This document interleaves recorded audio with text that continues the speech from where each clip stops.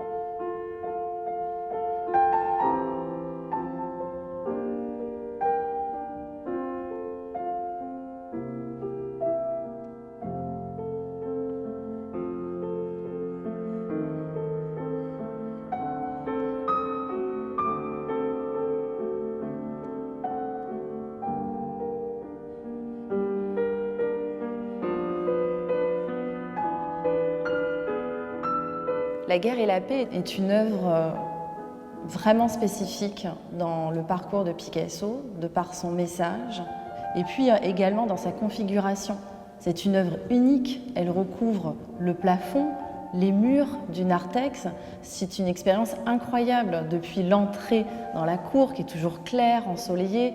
On arrive dans cette petite chapelle, dans la semi-obscurité, et là, c'est choc devant cette œuvre qui se déploie sur plus de 100 mètres carrés. C'est incroyable.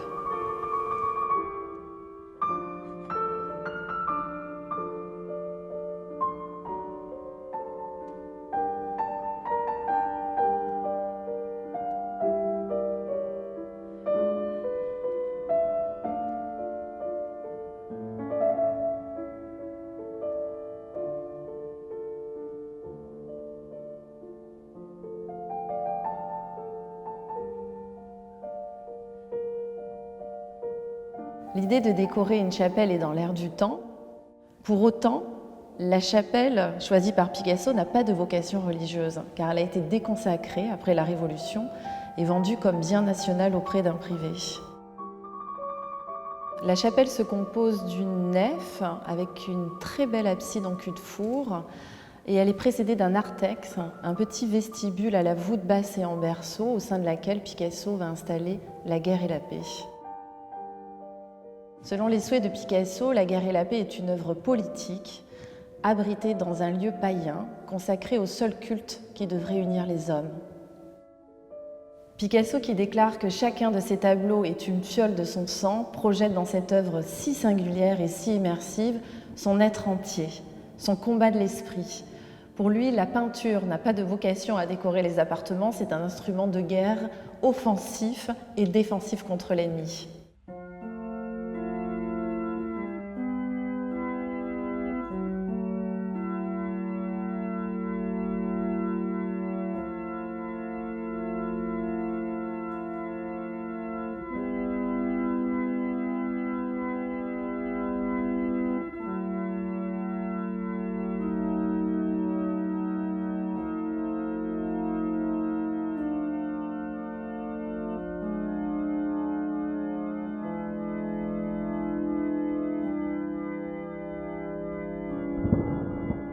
Picasso aurait déclaré que dans cette petite chapelle où il ne fait pas très clair, il serait intéressant que les visiteurs soient munis de bougies pour que les figures s'animent à sa lumière. En entrant dans la chapelle, on est immédiatement saisi par deux aspects majeurs. La monumentalité de la composition, qui se déploie sur plus de 100 mètres carrés, et l'apparente simplicité du peindre. Le premier panneau réalisé est celui de la guerre. Il décrit sur un sol rougeant ce personnage de la guerre qui est incarné par un monstre cornu qui conduit un char, inspiré des corbillards de province. Dans une main, il brandit une épée sanglante et de l'autre une corbeille de laquelle s'échappent des microbes qui sont un écho aux guerres bactériologiques et aux épidémies qui malheureusement accompagnent les temps de guerre, comme la grippe espagnole. À ses pieds, un gouffre apparaît d'où émergent 2 mains vertes suppliantes. À côté, un livre en feu piétiné par les sabots des chevaux, comme un symbole de l'humanité et de la mémoire qui sont reniés. Au-dessus, des silhouettes noires qui apparaissent comme dans un théâtre d'ombre, des silhouettes maléfiques qui s'avancent avec des poignards, des haches. Le cortège funèbre est stoppé net par le soldat de la paix, un jeune homme imberbe, idéalisé comme dans la sculpture romaine et grecque. Il est armé d'une lance, de la balance de la justice et d'un bouclier orné d'une colombe. Le second panneau se lit de droite à gauche avec son commencement une trinité composée d'une femme allaitant son enfant et lisant un livre, fusion d'une nourriture à la fois terrestre et intellectuelle, un jeune homme qui cuisine autour d'un foyer et un autre homme plus âgé qui est en train d'écrire. Dans ce monde de la paix où tout est possible, un enfant guide un cheval ailé, un Pégase, messager des dieux, qui est en train de labourer une mer bleue. Devant eux, 2 femmes au corps désarticulé dans un mouvement de danse jubilatoire et exalté, dont l'une d'entre elles tient sur son index une balance qui tente un équilibre entre un sablier, symbole de la fuite du temps, et un jeune garçon qui lui-même devient le support d'un jeu d'équilibre et d'inversion, avec d'un côté des poissons qui nagent dans une cage et de l'autre des oiseaux qui volent dans un bocal. La tête de l'enfant, portrait de Claude, le fils de Picasso, est couronnée d'une chouette, animal nocturne, animal double, qui est à la fois le portrait de Ubu, la chouette recueillie par Picasso dans son atelier, mais également un animal à la puissance symbolique très forte, qui peut être un animal assimilé à la sagesse, comme dans l'Antiquité, l'oiseau accompagne Athéna, ou un oiseau de mauvais augure au Moyen-Âge, et qui témoigne de ce fragile équilibre de la paix qui à tout moment peut être rompu par le retour de la guerre.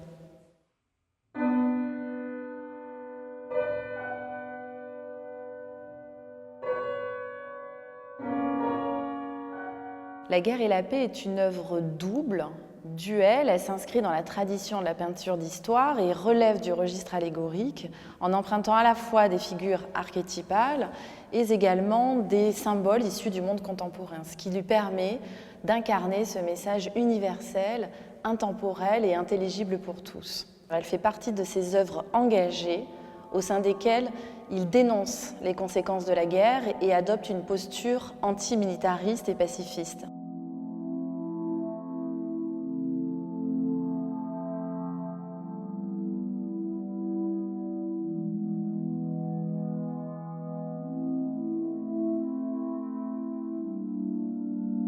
L'œuvre est mise en place en 1954 et 2 ans plus tard, elle fait l'objet d'une donation à l'État par l'intermédiaire de Georges Sale, qui est directeur des Beaux-Arts. Et il faudra attendre 1959, le 19 septembre, pour qu'elle soit enfin inaugurée, dans une scénographie qui a évolué, puisque l'entrée initiale qui se faisait au fond du narthex est condamnée. Picasso réalise un 3e panneau intitulé « Les 4 parties du monde », relié par une colombe de la paix. Et l'entrée se fait désormais par la partie latérale de la chapelle à l'intérieur du prieuré.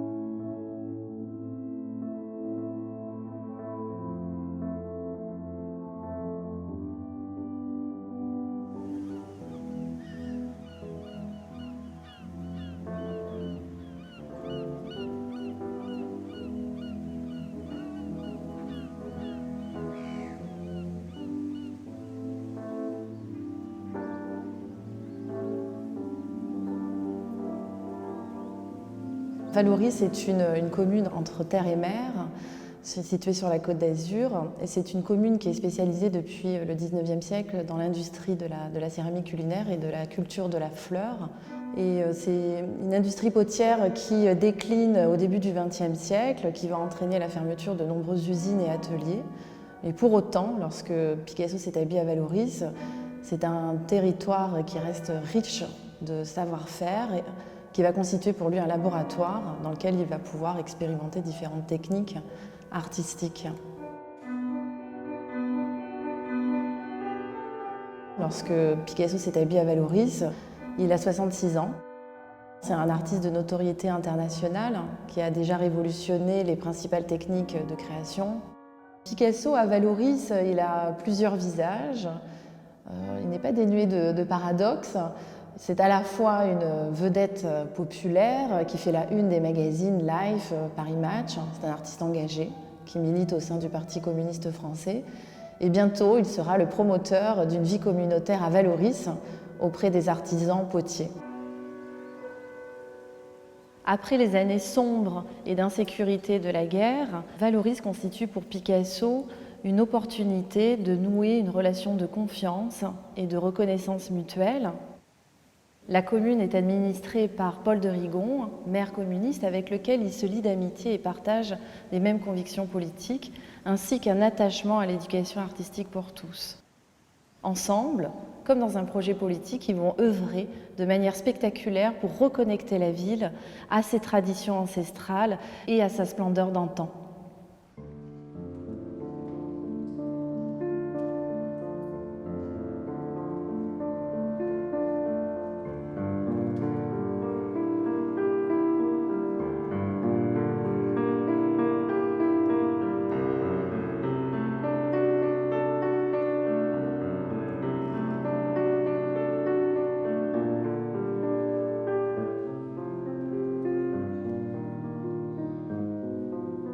Un an après son installation à Vallauris, en 1949, Picasso fait don à la ville d'une première œuvre, L'Homme au mouton. C'est une œuvre très emblématique qui a été qualifiée plus tardivement par Malraux de Guernica de sa sculpture, qu'il a réalisée dans des conditions particulières durant l'occupation en 1943 dans son atelier des Grands Augustins à Paris. C'est une œuvre puissante, humaniste, qui évoque la figure du bon pasteur, avec le visage de cet homme qui a une très grande expressivité et un traitement du modelé extrêmement libre. Cette œuvre est installée en 1950 sur la place du marché à Vallauris et elle marque pour Picasso la première opportunité, par ce geste du don, d'investir l'espace public.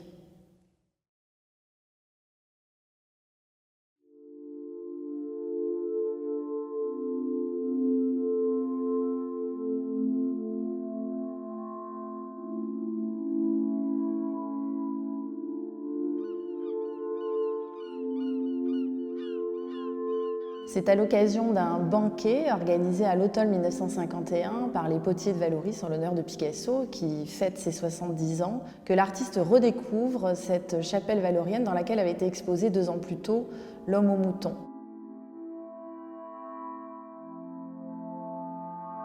Picasso est séduit par l'austérité, par la beauté de cette petite chapelle cistercienne et il formule l'idée de la décorer. Voici enfin venue pour lui l'opportunité d'incarner ses idées pacifistes en édifiant au sein de sa ville de cœur un temple de la paix.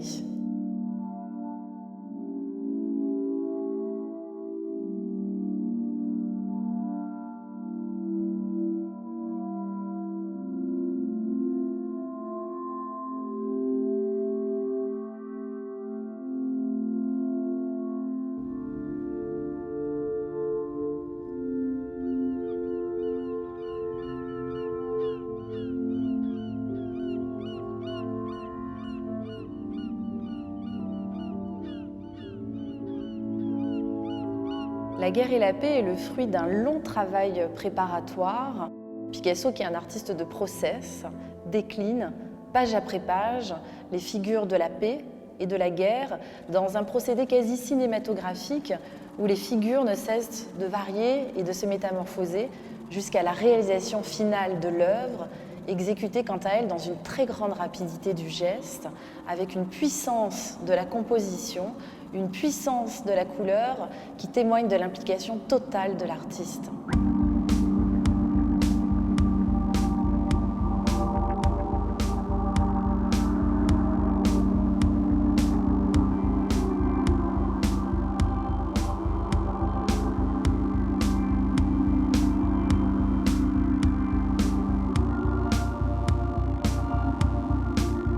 Techniquement, l'installation de la guerre et la paix dans la chapelle est assez complexe.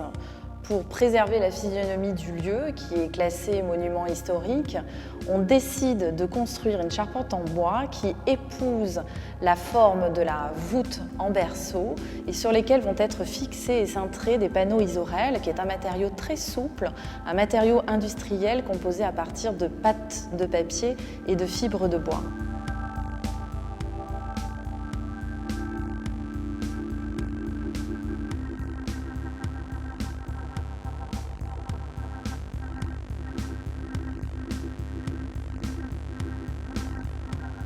L'œuvre finale, qui est le fruit d'une longue gestation, est finalement assez différente dans son résultat de ces travaux préparatoires, de ce travail de dessin dont la composition est complètement métamorphosée dans cette version définitive.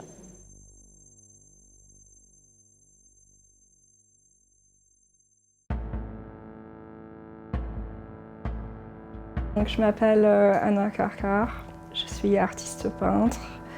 Je viens de San Francisco. Je suis donc américaine et maintenant française. Et je suis venue quand j'étais plus jeune pour devenir peintre à Paris. J'ai une anecdote sur, je sais pas, enfin, souvenir d'un premier Picasso que j'ai vu en vrai. C'était, j'étais jeune. Et c'était Halloween en fait, et aux États-Unis on se déguise et on sonne aux portes des gens pour avoir des bonbons. Et je me souviens que là, on est allé dans un quartier, un beau quartier à San Francisco. J'ai sonné à la porte et à l'entrée de la maison il y avait un Picasso en fait.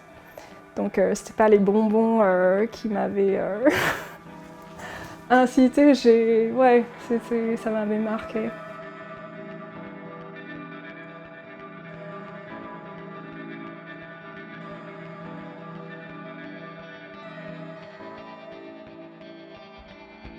Picasso, pour moi, c'est Les Demoiselles d'Avignon. Pour moi, c'est son grand chef-d'œuvre. Et ça a un impact sur mon travail. Et j'aime aussi que Matisse et Apollinaire, ils ont dit que sa toile était un acte de terrorisme.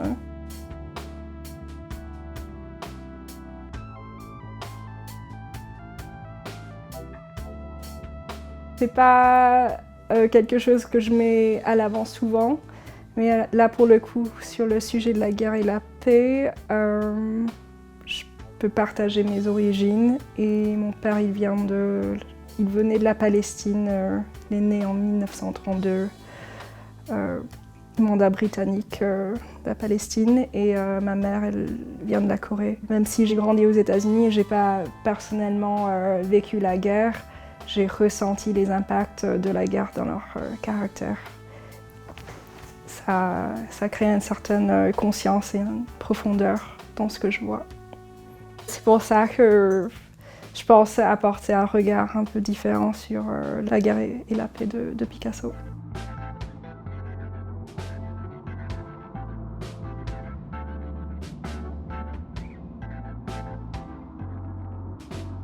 Je dirais même que pour quelqu'un qui a vécu des choses difficiles, quelque part ça peut être apaisant de regarder une toile de la guerre, ça relâche. Donc on peut inverser, on peut dire la toile de la guerre c'est apaisant, et l'autre sur la paix ça peut être énervant. On ne peut pas connaître l'un sans l'autre, la guerre sans la paix sans la guerre. C'est bien de mettre le contraste ensemble, et je crois que la toile au fond, où il y a les 4 personnes abstraites, j'aime qu'on rassemble ces 2 polarités et finalement ça arrive à une harmonie. J'aime beaucoup l'emplacement de l'œuvre, le fait que ça soit un peu isolé. C'est un sujet qui est personnel. Là, pour le coup, c'est pas de la propagande en fait, c'est une réflexion.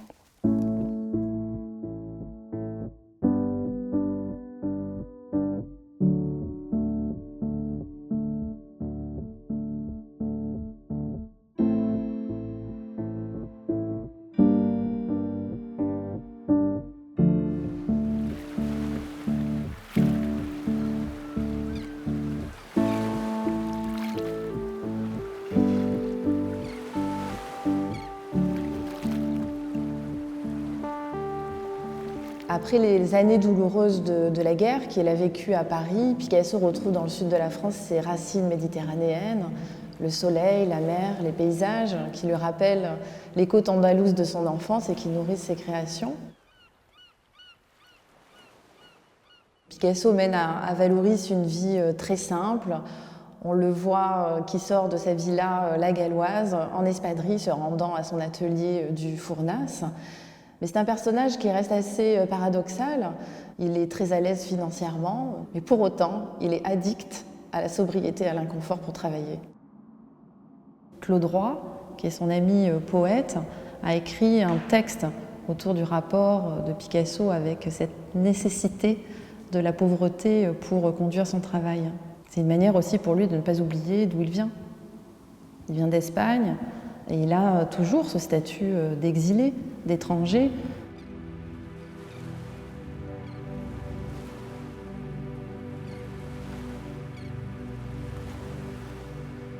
Durant l'été 1946, alors qu'il est en vacances chez son ami Louis Faure, imprimeur à Golfe-Jean, Picasso se rend à Vallauris pour visiter l'exposition annuelle des potiers au Nérolium.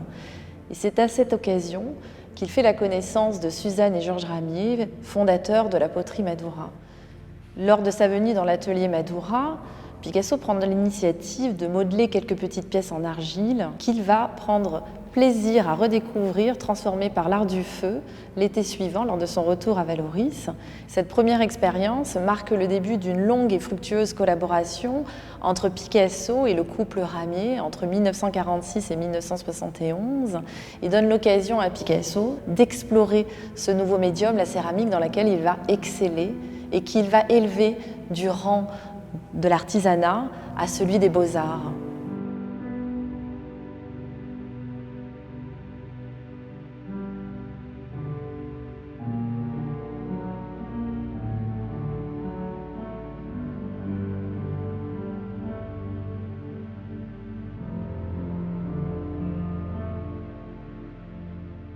Son activité de création à Madoura est très intense et conduit Suzanne et Georges Ramier à mettre à disposition leur personnel et leurs espaces, dont le tourneur Jules Agard. Ensemble, ils vont créer plus de 3600 pièces qui vont révolutionner de manière durable le langage de la céramique.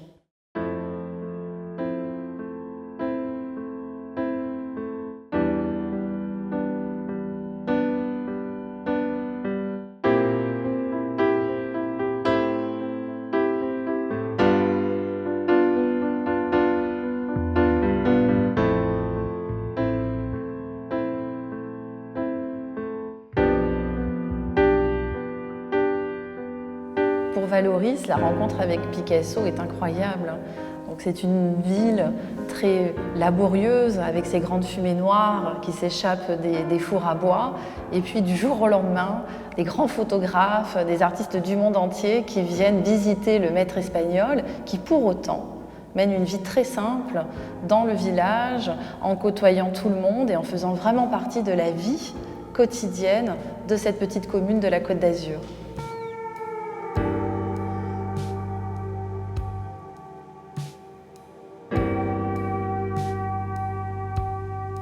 À Vallauris, Picasso noue des relations d'amitié très profondes avec Eugenio Arias, un jeune coiffeur espagnol comme lui, qui constitue son intermédiaire pour les actions de soutien pour le mouvement antifranquiste. Il est très proche de cet homme et c'est lui qui, à la mort du maître, va recouvrir son cercueil d'un drapeau espagnol.